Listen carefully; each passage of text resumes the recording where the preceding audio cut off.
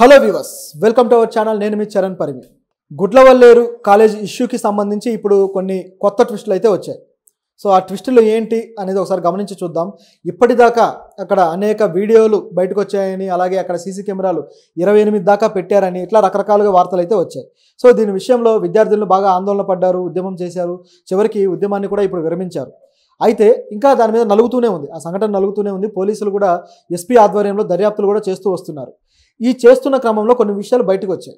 So ఆ విషయాలు ఏంటయ్యాని గమనించి చూస్తే, ఒకటి వచ్చేసి అక్కడ ఎటువంటి సీసీ కెమెరాలు లేకపోతే ఎటువంటి హిడెన్ కెమెరాలు, స్పై కెమెరాలు దొరకలేదు అనేది ఒక వార్త. సో ఇది ప్రభుత్వం కూడా కన్ఫర్మ్ చేస్తూ వస్తుంది. లోకేష్ గారు అయితే అక్కడ ఏమీ దొరకలేదు, ప్రతిపక్షాలు కావాలనే దీన్ని వివాదం చేయడానికి ఈ విధంగా మాట్లాడుతున్నాయి అని చెప్పేసి లోకేష్ గారు కూడా అంటున్నారు. సో అయితే ఆయన గమనించాల్సింది ఏంటంటే, సంఘటన జరిగిన ఎప్పుడైతే విద్యార్థులు అది గుర్తించారో, గుర్తించిన వారం రోజుల తర్వాత ఇప్పుడు ఆ దర్యాప్తులు జరుగుతున్నాయి. సో ఇది ఇక్కడ గమనించాల్సిన విషయం. ఇంత టైం పీరియడ్లో అవి ఉంటాయా అనేది ఒక డౌట్ అయితే ఉంటుంది కదా. అదేవిధంగా ఆ సీనియర్తో మాట్లాడిన సీనియర్ ఆడియో కూడా రిలీజ్ అయింది. అవును మేము పెట్టాము, మీరు ఏం చేసుకుంటారో చేసుకోండి అని చెప్పేసి ఆవిడ కూడా చాలా కేర్లెస్గా మాట్లాడింది. ఆ సీనియర్ స్టూడెంట్ ఆమెతో ఫోన్లో మాట్లాడి తర్వాత ఫ్రెండ్స్ వీళ్ళు ఫోన్లో మాట్లాడుకున్న ఆడియో కూడా రిలీజ్ అయింది. అనేక మంది students, first year second year students అంతా కూడా. సో సీనియర్ ఈ విధంగా అంటుంది, ఏం చేసినా సరే మా నాన్న చూసుకుంటాడు, మా నాన్న పొలిటీషియన్ అని చెప్పేసి ఆవిడ గంభీరంగా చెప్పడము. సో వీళ్ళు ఆందోళన పడ్డము, ఏం చేయాలో అర్థం కావట్లేదని ఆందోళన పడ్డము. ఇవన్నీ కూడా మనకు ఆల్రెడీ బయట ఉన్నాయి. సో ఇన్ని రకాల ఆధారాలు ఉంటే ఇప్పుడు ఏమీ లేదనేస్తే ఎలాగా? పెట్టిన వాళ్ళే మేము పెట్టామని ఒప్పుకుంటున్నారు కదా. మళ్ళీ ఆ ల్యాప్టాప్స్లో దొరకలేదు, ఫోన్లలో దొరకలేదు అంటారు. వాళ్ళ ల్యాప్టాప్లో పెట్టుకొని తిరగడానికి ఏమన్నా చాక్లెట్లా? వాళ్ళకి ఏ సోర్స్ ఉంటుందో వాళ్ళకి సీక్రెట్గా హిడెన్గా ఎలా ఉంచాలో అలాగే ఉంచుతారు. దానికి చేయాల్సిన దర్యాప్తు వేరే పద్ధతిలో అవ్వాలి. కాకపోతే ఇప్పుడు దీన్ని బయటికి తీసుకొస్తే ఇది ప్రతిపక్షాలకు ఒక ఆయుధంగా దొరుకుతుందేమో అన్న భయంతో ఈ విధంగా వెర్షన్ వస్తున్నట్టు కనిపిస్తుంది. సో నిజానికి చూస్తే కొన్ని పత్రికల్లో కొన్ని వీటిలో రాయడం ఏంటంటే, దీన్ని మిస్లీడ్ చేసి రాస్తున్నారు, 300 వీడియోలు బయటకు వచ్చాయని భయపెడుతున్నారు పిల్లల్ని, వీళ్ళ పరిస్థితి ఏమైపోతుంది ఇట్లా మాట్లాడితే అని చెప్పి అంటున్నారు. అవి వచ్చాయో లేదో పోలీసులు తేల్చి చెబితే రాలేదని ప్రూవ్ అవుతుంది.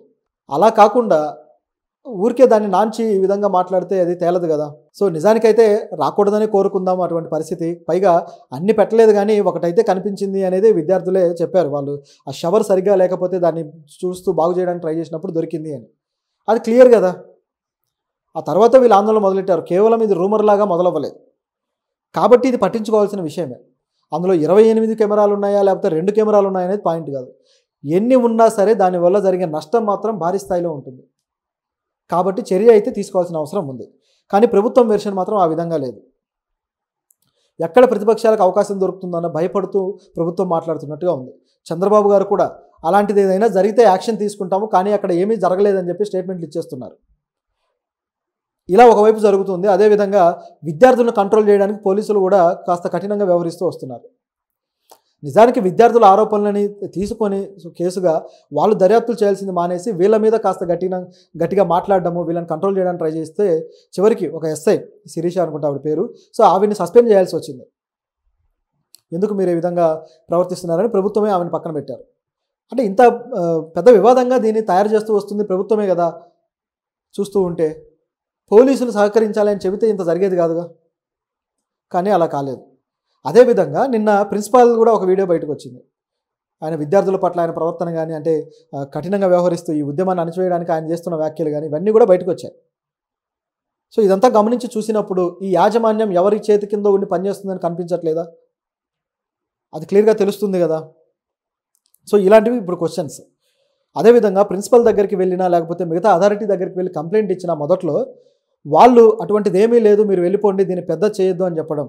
అదేవిధంగా వార్డెన్స్ దగ్గరికి వెళ్తే ఎవరెవరు చేశారో వాళ్ళకు తోలు తీస్తామని చెప్పేసి వార్డెన్లు కూడా వార్నింగ్లు ఇవ్వడాలు ఆ పిల్లల్ని. సో ఇంత దారుణంగా వాళ్ళతో ప్రవర్తించి ఇప్పుడు ఇట్లా మళ్ళీ ఏమీ లేదు అంతా బాగానే ఉందంటారా? సో నిజానికి యాజమాన్యం అసలైన బుద్ధి ఇప్పుడు బయటపడుతూ ఉంది. అక్కడ వీడియోలు లేకపోవడం సంతోషకరం నిజంగా లేకపోతే, కానీ వీళ్ళ బుద్ధి ఏంటి అంటే వీళ్ళని ఇలాంటి విషయాల్లో కంట్రోల్ చేస్తూ వాళ్ళని ఎటువంటి చదువు చెబుతున్నారు, ఎటువంటి ట్రీట్మెంట్ వాళ్ళకి అక్కడ దొరుకుతుంది విద్యార్థులకి అనేది ఇప్పుడు బిగ్ క్వశ్చన్. ఒక ఎడ్యుకేషన్ సిస్టమ్ మీదనే ఇప్పుడు క్వశ్చన్ వేయాల్సిన పరిస్థితి ఏర్పడింది. అంటే పిల్లల్ని కాలేజీలో చేర్చి లక్షల ఫీజు కడితే ఇక వాళ్ళ చావాలు చావాల్సిందే అన్నట్టుగా అయిపోయింది ఇక్కడ. అంటే జైల్లో ఖైదీలను ట్రీట్ చేసినట్టే చేస్తున్నారు ఇక్కడ వార్డెన్లు కావచ్చు, ప్రిన్సిపాల్లు కావచ్చు, వీళ్ళంతా.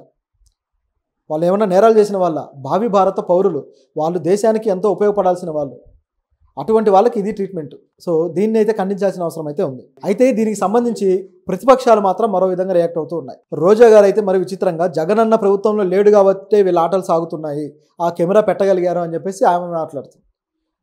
అంటే ప్రభుత్వం ఏదైతే భయపడుతుందో అదే విధంగా జరుగుతుందన్నమాట. అంటే ప్రతిపక్షాలు విద్యార్థులకు సంబంధించిన దాంట్లో వాళ్ళకి ఆ నష్టం జరగకుండా కాపాడండి, లేకపోతే పలానా చర్యలు తీసుకోండి అని మాట్లాడకుండా జగనన్న ఉండుంటే ఏదో ప్రతి చోట ఆయన కంట్రోల్ చేసి నడిపించినట్టుగా వీళ్ళు జగనన్న క్రెడిట్ ఇవ్వడానికి ట్రై చేస్తున్నారు. ఇక్కడ జరగాల్సిన పని ఏంటి? ఇక్కడ వీళ్ళు ప్రతిపక్షాలు కూడా పోరాడాల్సిన అవసరం దేని మీద ఉంది? ఆ విద్యార్థులకి ఎంతో అన్యాయం జరుగుతుంది, దీని మీద కదా రియాక్ట్ అవ్వాలి. కానీ వాళ్ళ రియాక్షన్ అంతా వేరే పద్ధతిలో ఉంది. సో ఇట్లా ఉందన్నమాట వైసీపీ నాయకుల తీరు. ప్రభుత్వం ఏదైతే భయపడుతుందో అదే విధంగా వీళ్ళు రియాక్ట్ అవుతూ ఉన్నారు. సో దీన్ని ఖచ్చితంగా ప్రతిపక్షం అయితే క్యాష్ చేసుకోవడానికి ప్రయత్నించడానికి ఎటువంటి ఆలోచన, ఎటువంటి వెనకడుగు అయితే వేయదు, అది క్లియర్.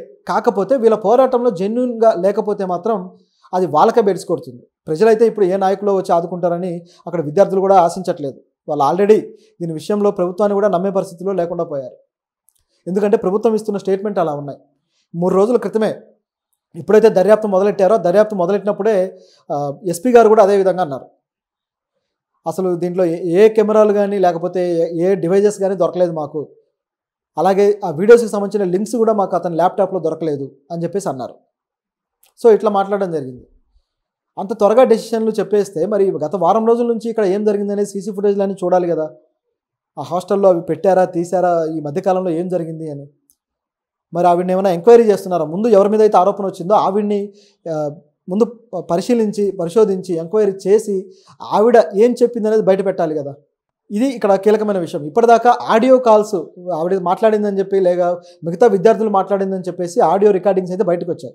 కానీ ఆ నిందితులు మాట్లాడినవి మాత్రం బయటికి రాలేదు. పోలీసుల ఆధ్వర్యంలో, పోలీసుల దర్యాప్తులో వాళ్ళు ఏం చెప్పారు అనేది మాత్రం ఇప్పటిదాకా బయటికి రావట్లేదు. ఇప్పటికి 3 రోజులు అయిపోయింది. ఈ పాటికి వాళ్ళు అది బయటికి తెచ్చి పెడితే అప్పుడు తెలుస్తుంది అది నిజమా కాదా అని. అది చేయకుండా సీఎంలు అలాగే వీళ్ళంతా మాట్లాడిపోతే అయిపోదు. సో జరగాల్సిన పని వేరే ఇంకా చాలా ఉంది. అదైతే జరిగేదాకా ఈ విద్యార్థుల ఆందోళన మాత్రం తీరదు.